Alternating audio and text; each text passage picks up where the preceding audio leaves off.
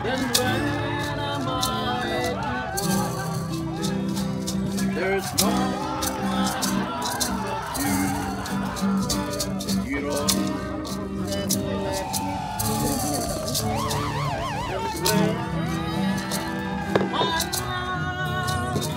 For the vlogs lang, social kahit running dry. You come and go yourself. Kasama po natin ang mga members ng Kada Crap. Almost kalahati ng members ng Kada Crap ang kasama natin. At syempre, today is the shooting of the Kada Show. liwanag. May bamboo. ATSD. Ano to guys, welcome to the documentary of how the show was made. So ngayon, pupunta po kami sa Encantadia. Hindi ko alam kung sa Biringan ba to o sa Encantadia. Pero ayun guys, di namin alam. Kaya po kami nandito kasi hinahanap po namin si Corazon, yung unang aswang. Pupunta kami sa pinakamalayong resort sa pamagitan ng off-road. Akitin namin ang mataas sa tulay. Uy, may civilian, may civilian. Ayun na, sibilisasyon. Meron tricycle guys. Ibig sabihin, ligtas. Safe. May tricycle. Oh my god. Uy, may isa pang tricycle. Oh my god. Madami. Ano to? May lilikuan na naman. Oh my god, liligo. Ayun na guys. Ba't tayo lumalayo sa mga tao? Ayan na guys, yung papuntang Encantadia, Pabiringan. So Pabiringan po tayo ngayon. Sir, na-check up nyo na po ba yung ilalim? Ayoko na tignan. Akala ko magsiswimming lang tayo. Hindi mo ba alam? Hindi. Artista na tayo. So guys, binili kaming damit para kay MC. Buksan mo. Suotin mo dapat yan ha. Ngayon ha. Suotin mo yan ha. Pinagpipilitan ba yan? Pinagpipilitan ni Aubrey, sabi niya. Kasha yan! Pwede ba? Pwede ba ano? Pwede ano? Ba't ka tumatalikod? Ba't ka lumalayo? Huwag ka lumayo! Ba't ka ba lumalayo? Ba't ka ba lumalayo? Ka ba lagi naiiwas sa camera? Bakit ba? Ayaw nga. Ikaw pala yung mga uri ng mga vloggers na isi-set up nila yung mga camera nila. Yan. Tapos pwede ka mag-post no bill. So libre. Libre. Pag ganyan ka pa, ililibing ka naman. Kaya nga, kahit saan. Living, rough. Magagawa ko ng dream content ko. Hi daw kayo, hi! Hi daw kayo sa camera diado. Miss Lai. Boys, intro ka. Ito kayo. Hinihintay lang kami. Okay. Hi, sabi ko lang hi kayo! Ay, daw tayo doon. Sa camera ni Sly. Hello! Ay, Spider-Man guys, oh. Spider-Man! So yung mga clips na napanood nyo ay clips po sa Batangas. Pero yan lang lahat yon. Kasi hindi ako masyado nakapag-vlog sa Batangas kasi binigo ako nung camera na to, which is yung Pocket 3. At ito yung madalas kong ginamit nung nasa Batangas kami. Tapos hindi ko padala yung camera na to. At medyo nahirapan kasi ako mag-vlog dito kasi hindi ako sanay. Ang weird mag-vlog sa Pocket 3. Maganda tong camera na to. Napakaganda. Kaso hindi ko siya ramdam mag-vlog. Kasi parang may pakiramdam sa kamay ko na parang, ano to, nakaganyan lang ako? Nakatutok lang ng palaging ganyan. No? Maganda yung quality na binibigay nito. Kaso parang ang liit niya. Tapos ang laki ng kamay ko. Parang hindi ko ramdam na nagva-vlog ako. So, hindi ako masyado nakapag-vlog sa Batangas gamit to. At nakapag-vlog ako gamit to. Pero, dahil napakaliit nito, minsan nakakalimutan ko mag-vlog. Hindi tulad nitong malaking camera na ginagamit ko ngayon. Kapag ito yung hawak ko, lahat ng bagay na vlog ko. Kasi sobrang flexible talaga ng camera na to. Ang kaibahan lang ng camera na to sa dalawang camera na to ay kung makapansin nyo itong camera na to, nahahawakan ko sila ng sabay sa tig-kabila ko kamay. Itong camera na to, dalawang kamay ko para lang magamit tong camera na to. So, ayun. Pero yung mga susunod na clips na makapanood nyo, tulad ng susunod na clip, ay clip nung nag-shoot kami sa studio. Pero pangatlong shoot na to. Kasi yung first shoot at second shoot, hindi ako nakapag-vlog kasi wala akong tulog. Pero sa third shoot, which is yung makapanood nyo mamaya, wala rin akong tulog yan. Pero sinubukan ko mag-vlog. Kaya kung makapansin nyo, maigsi. Wala siya magawa, binubuhat siya nila. Tulog. Mancha lang. Wow! Tula ulo. Yeah, guys, like ulit. Ayun na! Paharap. Uy, masakit ng cellphone din yan. Masakit yan. Masakit yan. Flat yan.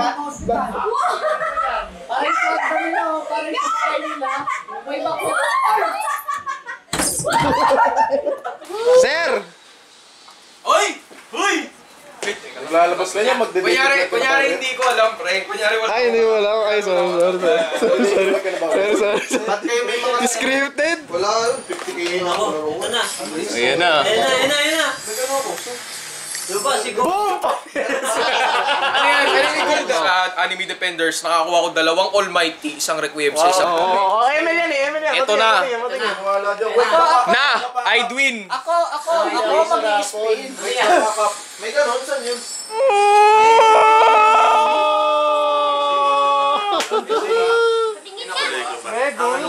Jeopardy. Nakarol na. Jeopardy. Dito tayo nil ulit. Ay, ano ka lang? Jeopardy. Rolling. Jeopardy with a twist din ako. Jeopardy. Boss. Diesel, boss. Diesel? Tubad na kayo, boss. Ano sir, turbo ko, turbo. Gusto ko Uy, yun. Kamusta naman? mahal na eh. Sir. Ano mas... Uy, yun yun. Kamusta ka, barkada? Katropa? Kaibigan? Kapamilya? Kapuso? Kapatid? Dabarkads? So, it's June 16, 2024. Kahapon yung show. So, kauuwi ko lang po. At actually, bago ako matulog, which is matutulog na ako kasi ngayon, hinantok na ako. Hindi ko alam kung obvious ba. Kasi, kanina pa ako magagising. Nag-record ako nung umaga. Hinatid namin si Street sa Tarlac, si John C sa Dao. At kauwi lang namin. Hindi naman totally 10. Kumbaga, mga 7 kami nakauwi. Tapos, nag-record pa ako ng Anime Defenders, which is hindi pa ako tapos, pero tatapusin ko na. Pero yun nga, nagkaroon lang ako ng, paano mo matatawag doon? Realization or happy thought. Happy thought. Nantok na ako, namumula na yung mata ko. Oh my goodness. Pero yun nga, gusto ko lang i-share kung bakit ko nga ba gusto or bakit ko pinlano kasama yung kada na magkaroon ng ganitong klase ng show. Which is hanggang ngayon hindi pa rin namin alam kung anong itatawag kasi kada lang talaga siya. Pero para kasing kulang. So kapag mag-i-intro kami, kamusta? Tayo nagbabalik sa kada show. Pero hindi ko siya mas natawag na show kasi eh. Pero parang show na rin siya. Pero ayun nga. Kasi kaya ako siya naisipan gawin. Kasi nga, hindi ko alam kung aware kayo. So kung makapansin nyo sa mga previous vlogs namin, kung gusto nyo i-search eh, basta kada kasal, kada binyag, kada, ano pa ba yun? Basta may mga kada-kada yun. So, na-realize ko lang that time na nagkakaroon lang kami ng pagsasama-sama ng kada kapag may events. Kasi nga kaming kada, as a group, mga shut-in kami or parang nasa bahay lang talaga kami. Hindi kami mahilig umalis. Maliban kay Royce, mahilig umalis si Royce, mga ibang bansa. Pero kung hindi mangingibang bansa si Royce, malibaw pagpunta sa Japan, hindi rin lalabas ng bahay yun eh. So, technically, halos lahat kami, hindi kami mahilig lumabas sa bahay namin. So, nagkakaroon lang kami ng time magsama-sama is kapag may events or may mga importanteng bagay-bagay sa mga buhay namin. Tulad nung kinasal si B, bininyag si Gojo, nagpa-house blessing si Royce, at iba pa. Tapos naisip ko, parang gusto ko kasama tong mga tao na to, alam mo yun. Kasi sa mga pagsasama namin, hindi lang basta kasiyahan, hindi lang basta usapan sa mga buhay namin. Siyempre, usapan din sa mga goals, career, future plans, at iba pa. Alam mo yung ginawa ko tong kada or kada craft initially para lang makapag-Minecraft na hindi ko akalain na aabot kami sa point ng ganito. Asa na nga ba ako? Hindi ko na alam kung nasang point na ako ng conversation. Basta kaya ako ginawa yung show, or kaya ako naisip tong kada show, is para magkaroon kami ng way na magsama-sama, create some memories, create some contents together. At syempre, grow together. Yan. Syempre parang, ano mo yun? Mahirap kasi, parang, paano ba explain? Kasi ako, sa mga plano ko sa buhay ko, masaya na ako kung nasan ako ngayon. At very proud ako sa past self ko na binigay niya sa akin yung ganitong klase ng buhay.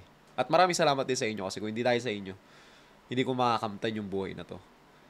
At gusto ko sana, syempre, yung mga tropa ko, ay makasama ko. So, yun. Sigisipon ako. Hindi ako umiyak Baka sabihin nyo umiyak ako. Puyat lang ako. Patulog na ako eh. Pero yun nga. So, gusto ko lang makasama yung mga tropa ko. Kaya ako ginawa yung show. Yun lang. Hindi ko alam paano ba siya explain. Na-allergies na naman ako par. Yun lang naman. Yun lang. So, sana nag-enjoy kayo sa vlog na to. Medyo kakaiba yung vlog na to. Sana nagustuhan nyo. At reminder lang to para sa mga kabarkada natin dyan. Ang kada po, or kada craft, hindi lang po siya nagre-revolve around Minecraft. Pero magma-Minecraft kami. Time to time. May kada craft pa rin. Hindi nawawala yon. It's just that nag-umpisa yung kada as kada craft. Pero kada talaga kami. So, ngayon, kada muna kami. May times na kada craft kami. Mag-Minecraft kami. Pero sa ngayon, kada muna. Make sense ba? Basta yun. So, makakapag-expect kayo ng more kada videos, more variety content, at the same time, makakapag-expecting kayo ng occasional Minecraft content. So, meron kami yung mga pinaplano in the future. So, sana andyan pa rin kayo. Pero yun nga, sana nagugustuhan nyo yung mga contents namin. If ever may gusto kayong i-share, i-comment nyo lang dyan sa may ibaba. At maraming salamat sa inyong panonood. At marami pa tayong vlogs na paparating. Huwag kayong mag-alala. Tatanggalin ko na tong camera na to. Dahil dadaling ko na to.